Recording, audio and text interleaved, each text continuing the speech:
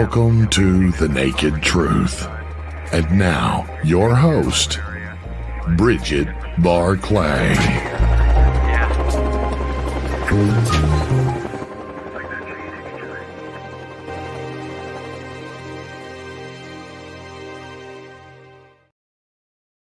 Good evening, America, and a very good early morning here in England. Tonight's guest is a very, very good friend of mine, Steve Bassett. He is back with vengeance even more this year.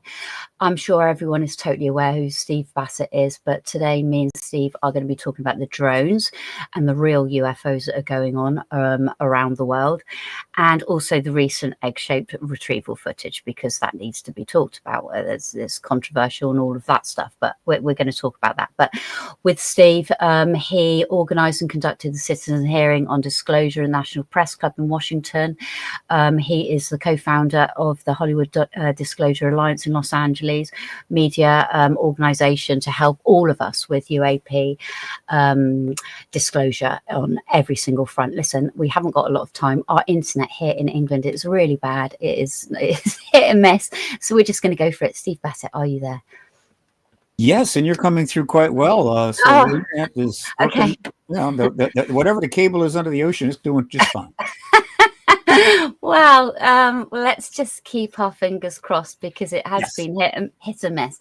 How are you, my friend? And I'm sure you can update absolutely everybody on so many things, and that's why I wanted you back. How are you? I'm okay, a little stressed. Ooh, yeah. One thing that's more stressful than failure is success, and yeah, right. Success right now, and I'm really stressed. Okay, yeah, I suppose I'm really stressed right now because there's a lot of successful things going on as well, so I kind of get it. Because we had a lovely chat earlier. Right, so let's go into it. Let's not talk about Trump at the minute, but let's where do you want to lead into? Give people information of what they really kind of need to know right now, whether you want to start on the drones right now. We go back and forth. Yeah, just some basic background here. Mm-hmm. Most people have watched the Olympics, and there's one of the classic races is the 400 meter. Yeah. Not relay, but individual race. It's tough. It is really tough. And so you watch these runners, they start off and they're cruising, but they're not going very fast. I mean, they're just kind of cruising around. And then they get to about a third through the last lap. And all of a sudden they take off, boom. And they just absolutely everything they've got. And they come racing into the finish. Okay. Well, think of the disclosure movement is in the last third lap. In fact, it's well into the last third lap. So not too long ago, things started picking up fast. Mm-hmm. And some people were more aware of that than others. Mm-hmm. Some people just track it by the news and what have you. But my job is to pretty much kind of pay attention as much as possible. And so in the last 4 years in particular, we have been increasingly going faster. More things are happening in every direction. And we are very close to the finish line.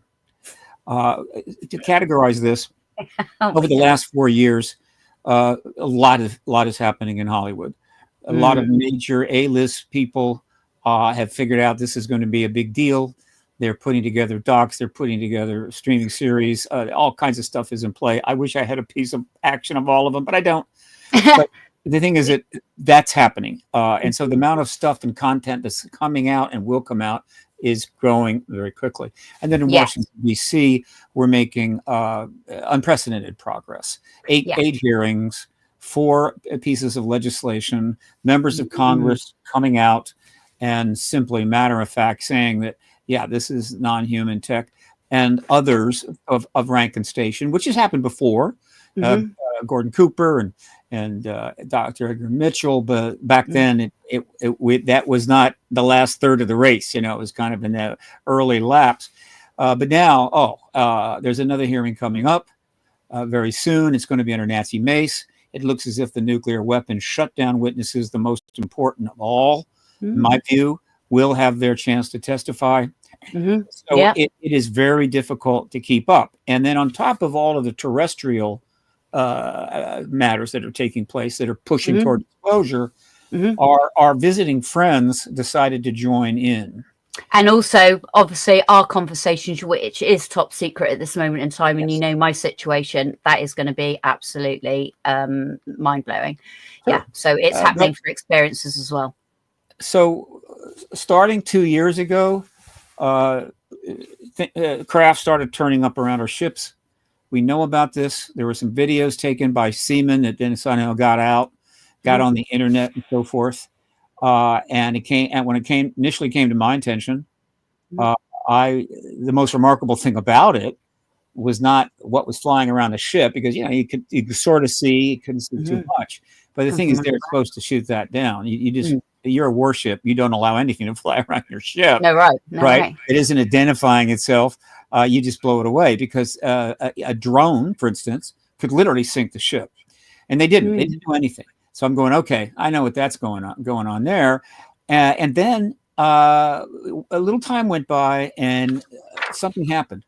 The first hearing since 1968 took place at a Senate Intel subcommittee on May 17th, 2022. There were, I forget who chaired it, but Mike Gallagher was on it and some other people.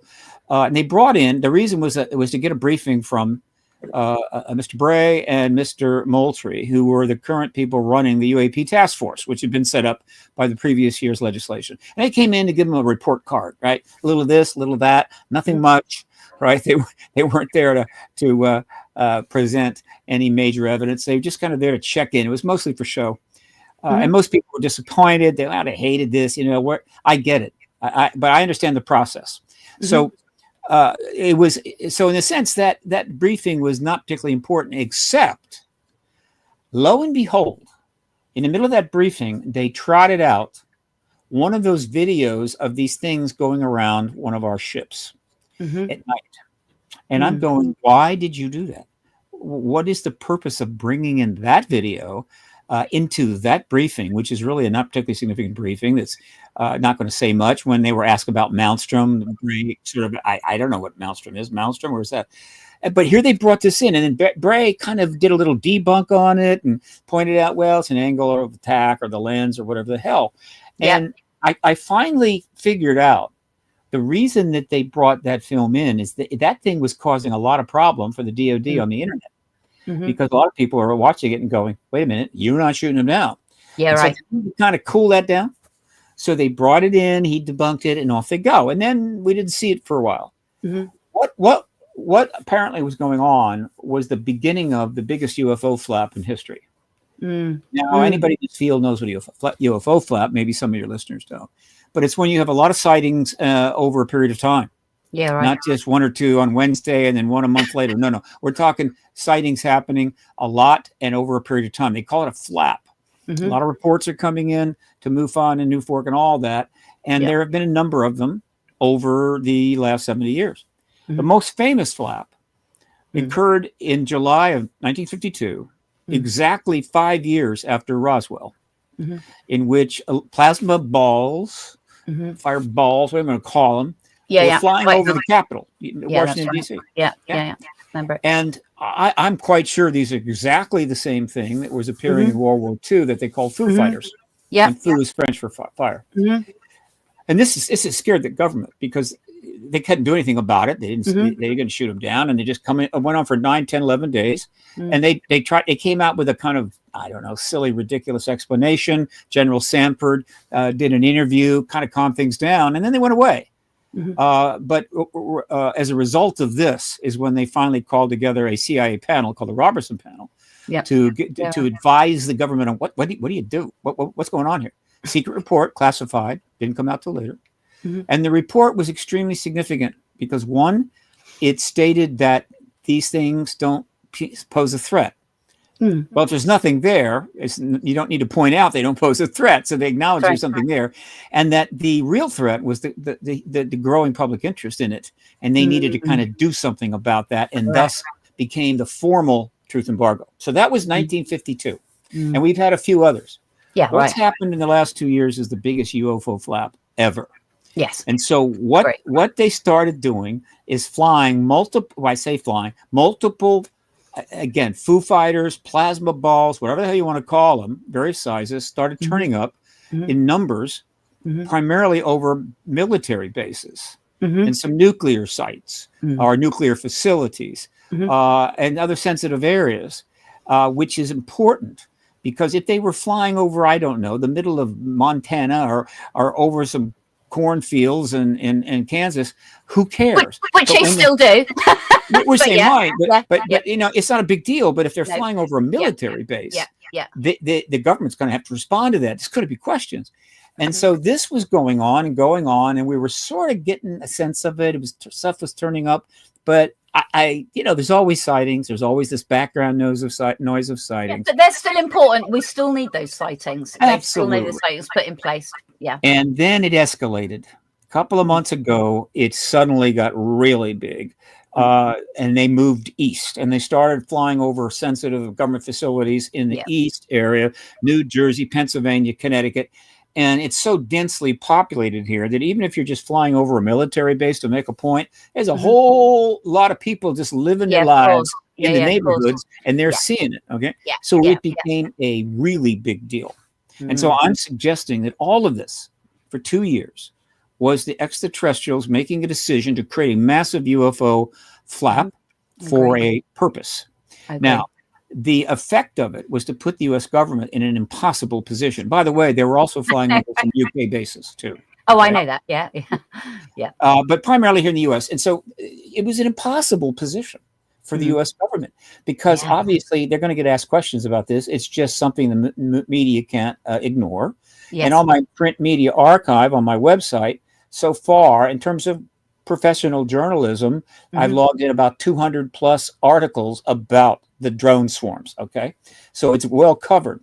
So eventually, I think exactly what our non-human visitors wanted is that the major spokesperson for the Pentagon by the name of Kirby had to come out in front of the press and answer questions. And there's one moment there, one little period, a section that will go down in history. A woman journalist just went right to the chase. And it went like this. Mr. Kirby, the government has referred to drone swarms, and some people are seeing some things that kind of look like drones. Are these our drones? And he said, no. Okay. So the next question is pretty obvious. If they're not our drones, are they another nation's drones? And he said, no. So much, doesn't it? And then she said, well, do you know what they are? And he said, we don't know. Now, this 3-question answer thing is going down in history. All right. Yeah, right. Because let's assume for a second that this is exactly what our ET or non-human friends wanted. They did. Is to put the government in an absolute corner they can't get out of. Let's review. So when she says, because drone swarms have been brought up by the government, okay, when she says, are these our drones?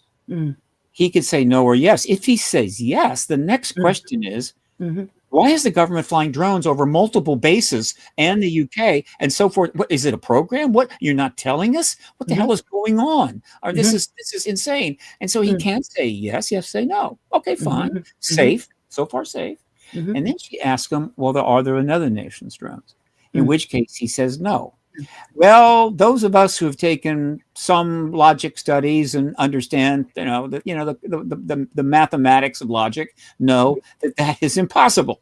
Yes, right. There is no way the government can know they're not another nation's drones. Yeah, right. The only way they can do that is that one of our drones go up, or actually one of our drones go up with a light on it and get behind every single one of these things and check the number plate. Yeah, exactly.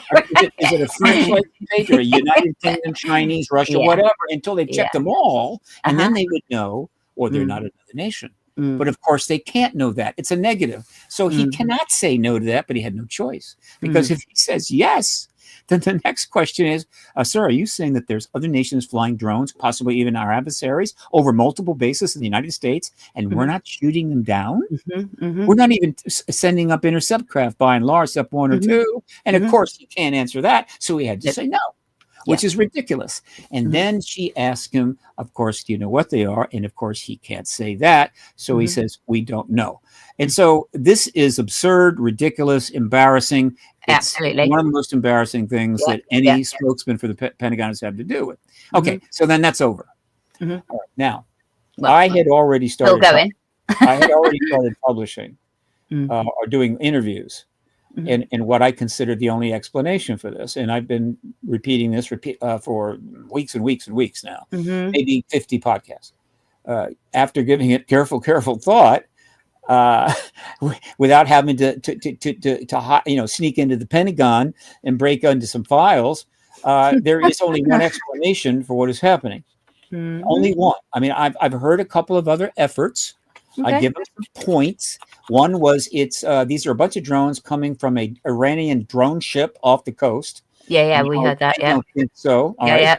Yeah. And then the internet, which is a big giant brain, right, came up with something that had a little, action. It was, these drones are flying all of this because a weapon of mass destruction has been smuggled into the United States, and they're looking for radiation signatures so they can find it. More bullshit. Yeah. And so I'm going, all right. So you're saying that there could be a bomb anywhere in the United States because these drones are all over the country going on different bases. Don't know where it is. You're trying to find it, but there's nothing to worry about. Okay. And so the fact that, so there was no way the government's going to say that is true. And it's not true. And that's the best the internet can do. And I came up with, I feel, is the absolute explanation. And it's actually quite simple. Yeah. ETs it's us and them. Yeah, it's ours and them. ETs are doing a major intervention, Absolutely. I think, because they want to get disclosure done. They want to get past that. They have other things to do. They want to move on to other stuff. Absolutely. And we are so close, but yet we keep backing off. Yeah. Meanwhile, the risk of conflict, maybe even nuclear events, is growing and growing. And spiritual worldwide for everybody, as well. Yeah. Big deal. And so they decided, look, let's get this done. And so they started flying on all the bases. What could the government do? The government, as I said, had almost nothing. They can't shoot them down. They can't admit they're not ours. They can't admit they're in other nations. All they can do is try to stall for time and hope that the people will get bored. The media will eventually tire, which it did after about 2 months. It's kind of slowed back. And maybe they can get by. Not a chance in hell. No, right. So what the government did is this. They started sending up their own drones. So you have these Foo Fighters, plasma balls flying generally in the vicinity of our bases. Well, guess what? We have drones at all those bases. We have lots of drones. We have a lot of drone types the public has never seen. Drone research is one of the most intensive research areas in the militaries of all the major nations. And so that's one of the reasons why the Russia-Ukraine war is in many respects a giant drone war. All right. So we set up our own drones. And they got some lights here and some lights there, and you can kind of see the outline and everything else. Some of them the size of cars. And so people are saying, yeah, that's a drone. And so they're saying, hey, I'm seeing drones. And then the government could say, yes. So obviously this is a drone swarm. So what they have done by putting up that as the kind of the what I'm looking for, is the diversion. Yeah, they're able to call it all drone swarms. Absolutely. And so de facto, so all frustrating. Yeah, exactly. And that kind of settles some people down. It made it a little easier to maneuver, of course, until that journalist woman asked him those questions. But that is the best they can do. They're stalling for time, hoping that it'll stop. All right. But unlike 1952, when they flew all over Washington, 95% of everybody living in Washington did not have mobile one phones. of these. Yeah, of course. Yeah, right. And tens of hundreds of thousands of videos were taken, and there was no internet to upload them. And so this whole thing is utterly archived and seen. It'll be seen and reseen and reseen. There's no way out. Absolutely. And so that is what is been happening in terms of how fast this thing is accelerating forward. And of course, the media coverage is intense. The internet is always intense on this issue. And so that is the basic background for the next part of my discussion. So, but I'll give you a chance here to break in and ask a question. Well, no, interestingly enough, I just think as soon as, because obviously this happened the period quite a bit before Christmas, and then obviously Christmas was in the middle and of everything. So that was a great sort of like diversion as well. And obviously everyone, you know, going out outside at Christmas and going to, you know, church, and the Christmas light up in the sky, the Christmas star and everything. I mean, more people are sort of, I think this year, staying at home a lot more with their family due to maybe financial reasons and everything else. A lot of people spending more time on the internet, but it was quite obvious to me, because my encounters, I've had 3 big encounters in the last, 3 months, 4 months, 3 months. So it's quickening up, and it's, even if it's quickening up for them, for footage, for just the person next door photographing them or videoing them, you know, that's a one-off big encounter that's going to change someone's life majorly in so many different ways. And I know, like I say, you know, I totally got it, the fact that they were military, but they were extraterrestrial, and it is quickening up. And just by what's happened to me recently, it's just like absolute bonkers. Which, you know, but yeah. Well, you're a contactee, and as this was all going on, and I concluded that this was a direct intervention by the non-humans to accelerate the terrestrial process. Absolutely, yeah. It occurred to me, is it possible that the ETs are also possibly turning up around contactees? Sort of engaging them more than usual in order to get them kind of fired up. Another way to kind of move things forward. Well, we're kind of fired up anyway in the community anyway. And true. Obviously, you know, and we all have somewhere to go, and we all have someone great to speak to. And we've got great collective amount of friends. We know that, right? But is it quickening up? Well, from what I told you, you know it is. And from a lot of the big people out there in the UFO community that do know, and there's a handful of them, and what I've got, it is bonkers. So if they've given me what they've given me, it is literally for me to put it out to the public and let the public make their own decision. And it's come from me, a lifetime experience of so many different varied UFO encounters. You know, I've witnessed those orbs, I've witnessed the plasma balls, I've witnessed the craft, you know, first contact, and having to deal with that myself as well, just in normal life. But what they've given me is quite remarkable. And I can't wait for it to go out on the internet. Like I say, it's just been sorted, a few things being sorted out first before it does.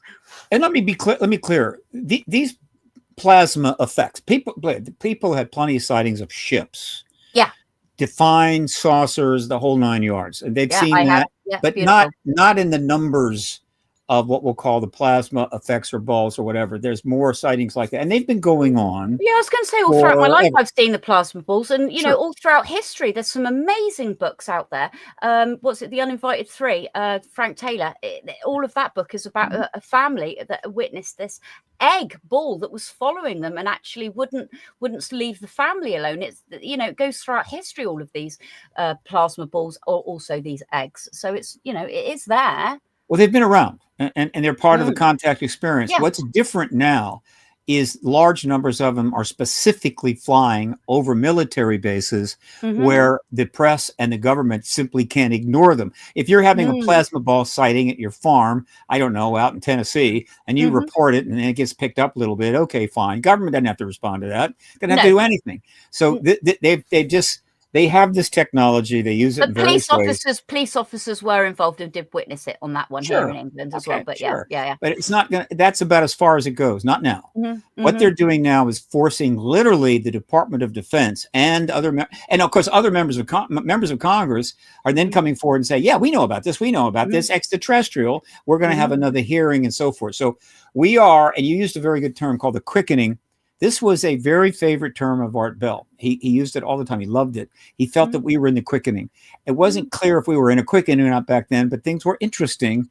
Now I wish Art was still alive, because this definitely qualifies as a quickening. Well, all of them, all of the good ones that have passed away are really, really helping and quickening it for us and for them, because they're all working together up there anyway. We are going to have to go into a commercial break right now. So Race is going to put us on a quick commercial break. We're going to be back in a minute, hopefully, because we've got so much to chat about. All right, let's see if he does. Tickets are now on sale for Rebels of Disclosure 2025, May 12th through the 15th in Grafton, Illinois at the beautiful Pierre Marquette Lodge and Conference Center. This will be a 4-day event with 12 speakers covering topics such as ET contact, experiencer testimonies, lost history, secret space programs, time travel, Illuminati, parallel realities, and so much more. Visit journeytotruth.online for more details.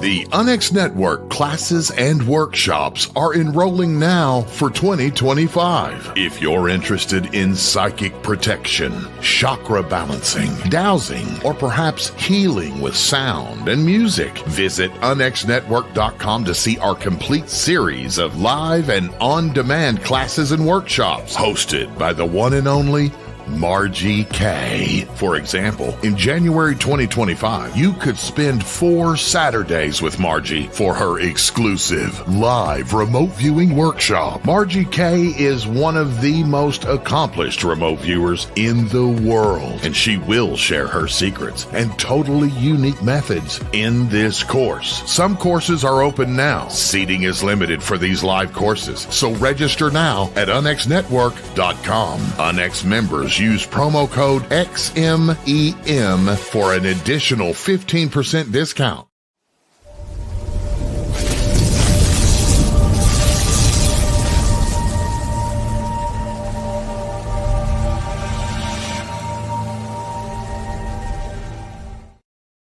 Welcome back to The Naked Truth. Myself is Bridget Barclay, and my special guest is Steve Bassett. Steve, are you there still? Of course you are, hiding in the wings. He's there. Hello, you. I know that we have. You sent me a trailer that we are going to play a little bit later on. The Age of Disclosure. I didn't get to see it, so I don't know how long it is. So you have to. How long is the trailer for? 2 minutes 20 seconds. Okay, all right. So we'll do that kind of towards the end because that will sort of like trailer nicely. But you can advise Race when you want to play it as well. Whenever if you find a moment to put it in, we'll say it. Right. Continue. We're talking. We'd finished off about the kind of the drones. Go for it. Well, then there's the political situation here in the U.S. All right. So we've had 8 hearings and 4 pieces of legislation. The 4th one was actually the total package. That had everything we needed, but it was too much, went too far. So got some pushback, and they kind of cut it in half. And then that entire same legislation was represented the next year for this year's National Defense Authorization Act. Right. But things were getting, we're now getting close to the election. And so in the fall of last year, it was learned that because it was submitted as an amendment and didn't have to go through the what we call reconciliation, House to Senate, but it was vulnerable to a filibuster by any one of a number of committee chairs. And they learned apparently that somebody that could block it had blocked it, meaning that it's not going to go through. And they only had 3 choices. They could go public and say it's been blocked, and then fight it out, in public and internet with all that stuff. While as we're getting close to the election, not a good idea. The other was to withdraw it formally withdraw it. But that's a loss. It's like, and that'll send up many red flags anyway. It's like, shows weakness. So what they did, it's rather cool, and this did not really get publicized. It wasn't in the press. They just sort of let it be known internally that, and it finally got to people like myself and others, that one of the staffers just had a bad day or, had a rough week and didn't get it submitted on time. So it missed the deadline. So it couldn't be considered. Shoot, right? The messenger. Yeah. In other words, the dog ate my homework. And so there you go. But still, they actually resubmitted it again. We will eventually get that bill. Now, what's going on now is that the second hearing that was held on November the 13th, again under the House Oversight Committee, chaired in this time by Nancy Mace, was very strong. 4 witnesses. The audience was packed. There were hundreds out in the halls and up in the viewing room.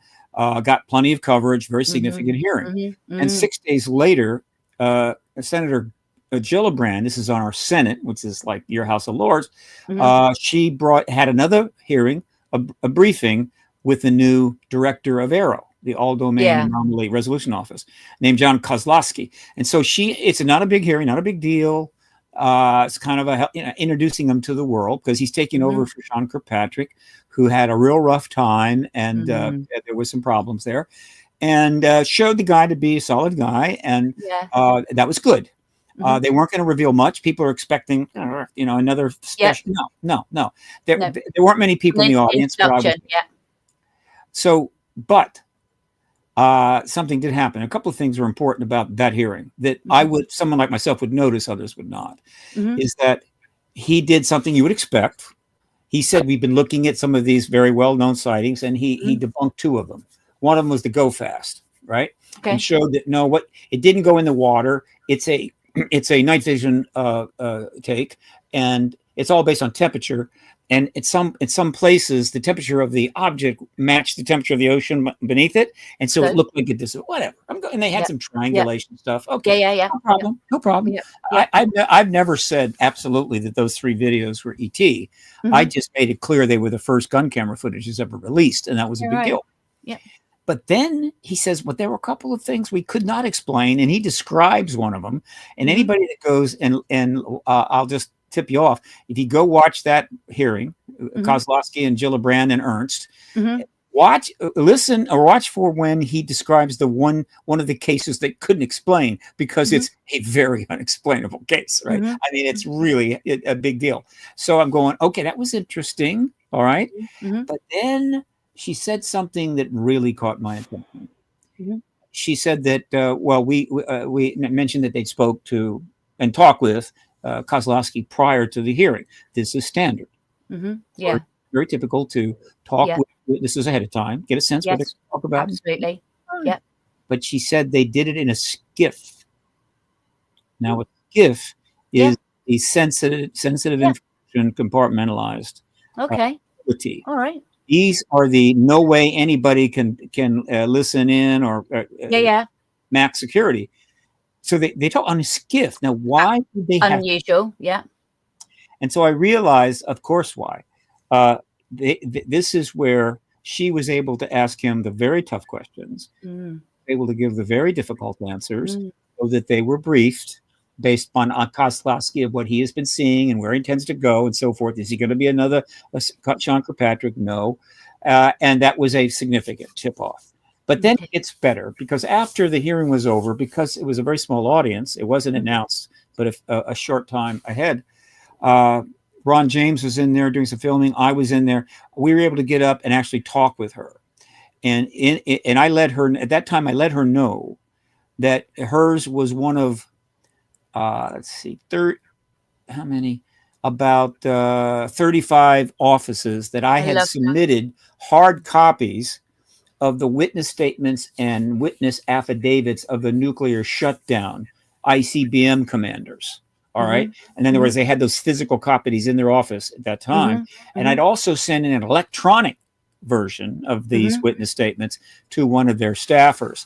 And that they, with a cover letter that reminds them that for 30 years, since 94, they have been wanting to testify before Congress, and it simply isn't being allowed to happen, but they want to do it. And I asked her, would you talk with Captain Salas, who is essentially leading this group? And she said yes. Yeah. And so, again, that was because he spoke at Congress a long time ago. No, he's never spoken to Congress.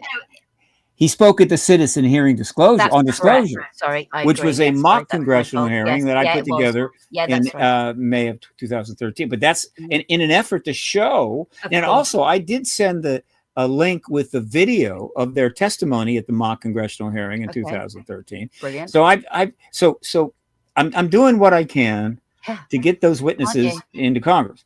Yeah. And Mace says she wants them. Burleson says he wants them. And Gillibrand has indicated that she's certainly willing to talk with Captain Salas. So I'm pretty sure the next hearing is going to include those witnesses. And I can tell you, this won't be like the Grush hearing. It won't be like the hearing that Nancy Mace held on the 13th. Yeah. When the world hears these former command SAC base officers, Strategic Air Command SAC base officers, giving testimony that has been in books and put out and presented in press releases about their being present when a craft comes down, hovers directly over the security fences, and all the missiles are turned off. Yeah. When the world hears that in under oath, things are going to be taken to another level, and so I think that is coming. Very soon. also with Robert as well, Salas, the fact that he's had other encounters as well, and also with beings as well. So I mean, that came out a lot later on that he didn't go public, and now he went public about. So I mean, it's just it's not just the sighting, it's not just the above the nuclear, but it's expanded for him, in which it has done. Well, let's say this. It's not going to come up in any testimony. But no, I know that. But Robert, it's an example, one of many examples. I know, right? Where people in the military or scientists and so forth eventually get into this and come out. Yeah. Or like Jim Semivan, and we learned they're a contactee. In other words, that contactee experience, even if it was a one-off. Dan Willis as well. Yeah. Is one of the reasons why ultimately they simply had to step out, and that's fine. That's great. It's not easy, and it can create problems. But when people of substantial careers, including military and intelligence, also come out and say I'm a contactee, makes it a little easier for the rest of us, or the rest of the contactees. Well, yes, it does. Thank you. Yes. So where are we now? Because do you know what because I've been so involved with what I've had to do with all of my UAP sort of a situation. What is happening now with in New Jersey? What's the update? Well, the site. I understand there's apparently there's still orbs, but the election. I mean the inauguration was coming. The press had covered it intensively for months, and at some point, if they're out the next night, it's not news anymore. No. Right? It's like, it's something, and I get that. And so the press has kind of settled back down. They're focusing, obviously, major political things are happening in the U.S. So I'm not concerned about that because all the film is out there. Public's been sort of like desensitized now a little bit to it. Well, yeah. I mean, at some point, it almost becomes normal. I'm not worried about somehow the government slipping by this. And it's like, oh, that whole drone thing. No, that's not going to happen. But what is going to happen is this. We have had 14 presidents since Roswell. And 13 of them could have, if they wanted to, somehow forced disclosure to happen. I have no doubt that every single one of them had been told that this presence was real, not necessarily briefed, not necessarily given much information, but either told by the people in their staff or in the national security complex, which they, of course, are the commander in chief, or an outsider. They knew. It's not like they went through a presidency and no one bothered to mention, that thing is real. Now, what you do with it is your business, and they chose not to press it. 2 presidents did make what we'll consider a notable effort, and that was Jimmy Carter and Bill Clinton. Both of those were stuffed. Okay, like in basketball, they went to the hoop and a 7-foot guy stuffed wow the ball, right?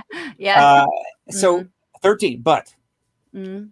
Eventually, a president was going to do it. Mm. And it looks as if it's going to be the 14th I know. president, and that is Donald Trump. I know. Now, How why do cool I is know that? this? Why am I saying this? You Mm. probably are asking. Mm. There are several reasons. One, he has been asked about the issue quite a few times. Yeah.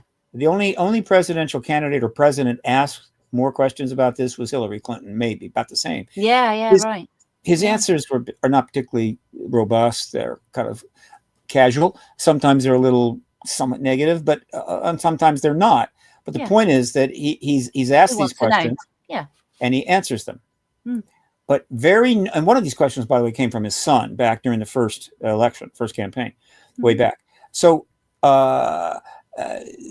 what's happened recently is, one, when he went on Joe Rogan, which has now been seen 50 million times or something like that, he brought up UFOs. He actually brought it up on his own. Now, it might have been scripted. He also brought up the Kennedy papers, things like that. So he literally mentions it, thus connecting himself to the issue in front of 50 million viewers, or at least eventual viewers. Yeah. And then we knew that several people around him were actually keen on the issue. All right. People in his inner circle. Yes. And I'm going, okay, that's definitely going to be helpful. Absolutely. All right? But then something really interesting happened. His son, Donald Jr., has a podcast. Who doesn't, right? I don't know how long it's been up, but he's had a podcast for a while. Since he's obviously the son of the president, I think he's had 1 million subscribers already. All right. And so I hadn't watched it, but then I heard that there was a very important one that took place. And so I went to YouTube and listened to it. It's about an hour and 45 minutes. And so what was this podcast? Don Jr. brought on Ross Coulthart, the Australian and News Nation journalist that's covering this thing big time and helped break the Rush story. All right. And none other than Lou Elizondo. And so they're talking UFOs and the whole thing for like an hour and 40 minutes. And he's responding very positively, totally into it. And either Ross or Lou is saying, and your dad might do this, or has your dad been told this? And I'm going, okay. Oh, shit. Who's been briefed? Yeah. Right.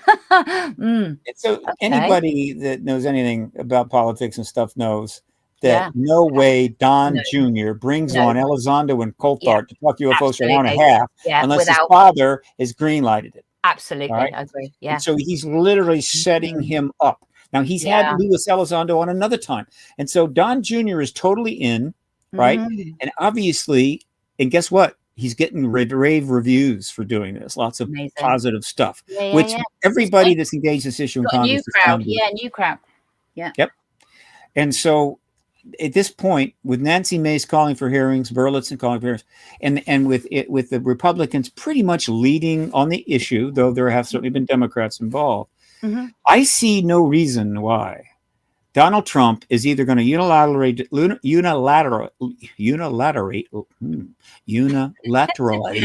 I couldn't say that. It's past 1 a.m. for me. Easy for you, right? No, not this time in the morning. I'm a lot older than I look, and so either do it, right, which he could do anytime he wants, and then of course hearings will follow immediately, and then heads of states will join in, or he could simply further incentivize the Senate, which is now run by Republicans, or the House, which has had 2 hearings and run by Republicans. Go ahead and have a couple big hearings, right? Bring them in, and then he can then step out and do it. It's literally there for him to take it. And so I'm thinking that based on everything I see, barring something really awful happening, and you know how that is, that Trump will end up being the disclosure president sometime within about 45 days, maybe 60 days of the inauguration. So that's how close I think we are. He will be the disclosure president. He will be the first president in the post-disclosure era. And the other thing I think it's important to understand for those that are a little, tensed up right now is that if he does it unilaterally, boy, I got a problem here. Unilaterally.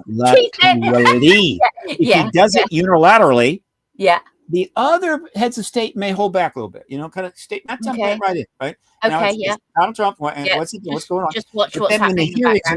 when the hearings follow, they'll go, okay, and then they'll jump in. But if he does it after there's a couple more hearings in the House or Senate, and comes out and confirms it, meaning, yeah, I saw it, you saw it, we all saw it, I think the heads of state will jump in immediately. So within a week or less, you'll have almost all the, well, maybe all of the nuclear nations and some of the other major economic nations already on board. Yeah, I agree. With the fact that we're not alone. And so it's not a Donald Trump post-disclosure. It is a global post-disclosure era. It has to be global. Yeah, it has to be. Exactly. Yeah. And so I think, and then we will decide how all of us are going to do, what we're going to do, how we're going to engage it or not engage it. We'll be in the post-disclosure world. And like that ET said to Colonel Corso 60 some years ago, when he asked Colonel Corso to turn all the radar off so they could get their saucer the hell out of there in one of the bases in the West. And Corso looked at him and said, "What's in it for us?" And the ET said, "A new world, if you can take it." Yeah, absolutely. Yeah, totally. I mean, the thing is, people talking about the craft, but it is also about the content behind the phenomena. It is so fucking vast. Excuse me, I'm French again. I shouldn't be swearing, but it is so vast. The content behind this phenomena. It's not just about video, and it is like, as you know, from the pilots and from the experiences, there is so much mentally, spiritually involved behind it that we have to take in. It's not just, it's not just a sighting, and it's, I mean, yeah, it is a world thing, and collectively, that's what we needed. At the end of the day, that's why they are showing up in a massive flap, and it is, like I say, when it first happened, it's like, yeah, there's definitely extraterrestrials along with our government drones along with it. They're just literally watching and waiting and just seeing. But obviously now it's quickening and quickening up, and they are making faster moves, i.e. like, what I told you earlier. But not just for me, but for other people as well, other experiences as well. It's going to take years for us to absorb just the information that the government is going to be putting out. Yeah. Not to mention what the contactees are going to have to say. Not to mention what I mean, new research will take place. It's going to take years to absorb it all, and then I think after a dignified amount of time, I think we're going to have open contact. I mean, not the kind you're having, but open contact, meaning they're talking to our people and we're talking to their people, and we're getting reports.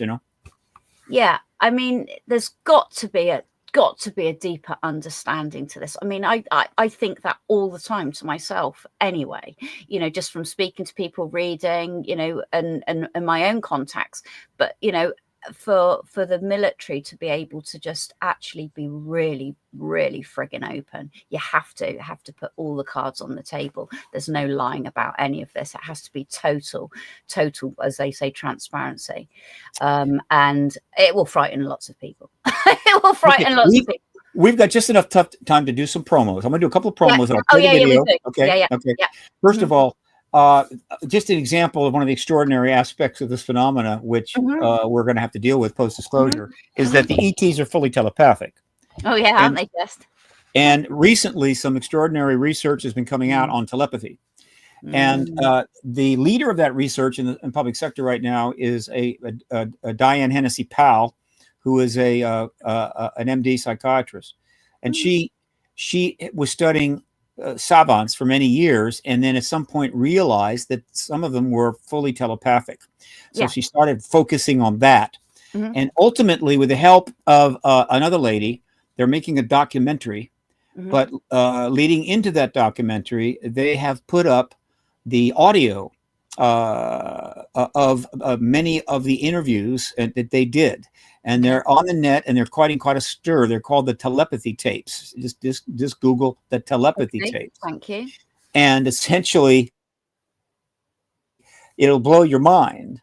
And so, for that reason, Contact in the Desert, which is going to be May 29 to June 2, which is going to have 50 speakers. But one of the key speakers is Diane Hennessy Powell. Okay. And she's going to be talking about her telepathy work, and of course, talking about how it connects obviously to the ET issue and so forth. So that's just one example of an area. Because you get told something first of all, and then you have to go and do it. You know, I've got so many examples to all of my encounters that they talk to you first, and then something happens. I mean, one thing that I will say, Burchett said, which I really didn't like. It said there was a quote from him. It says, "There's a movement in the UFO community that people are opening themselves up to demonic suggestions. People are doing seances and things to bring these craft down." Right? Absolute bullshit.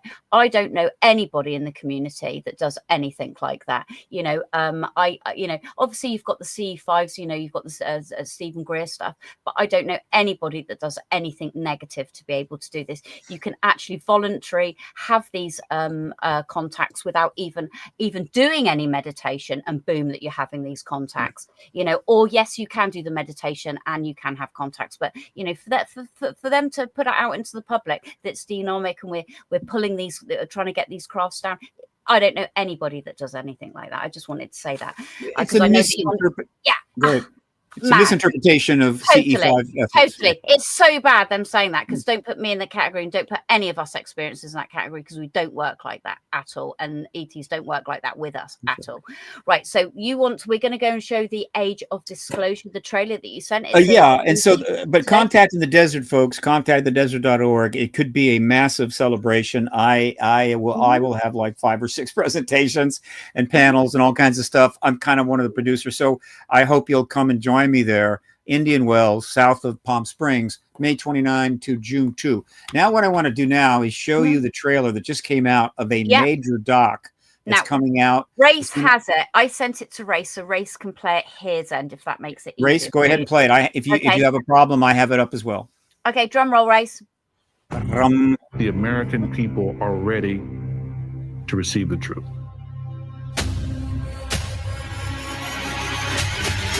Humanity is not the only intelligence in the universe. Humanity is not the only intelligent species. We are absolutely not alone. Non-human intelligence exists. UAPs are real, they're here, and they're not human.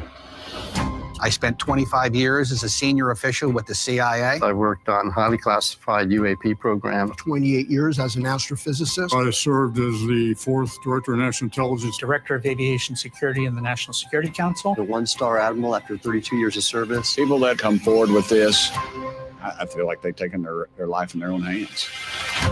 I was recruited to a highly sensitive government program that investigated unidentified aerial phenomenon. For over 16 years, on behalf of the U.S. government, I worked as a senior intelligence official on the unidentified aerial phenomenon topic. We learned that the U.S. government was involved in a long-running secret war with other nations to collect and reverse engineer vehicles not made by humans. I have seen with my own eyes non-human craft and non-human beings. So look at that thing. It's rotating. There's a whole fleet of them. The first country that cracks the code on this technology will be the leader for years to come. China has established its own version of a UAP task force. You think for a second that they wouldn't consider using it to achieve their ends of domination? This is similar to the Manhattan Project. This is the atomic weapon on steroids. This is so secret, very, very few people in our entire government have been allowed access to it. Even presidents have been operating on a need-to-know basis, but that begins to ramp out of control. It's not acceptable to have secret parts of government that no one ever sees. You better be careful about a government that doesn't trust its people, because there's no telling what they'll pull on you. This is the biggest discovery in human history. You had information being locked away that could change the trajectory for species. It has so many beneficial impacts, including clean energy. We should have disclosure today. We should have disclosure tomorrow. The time has come.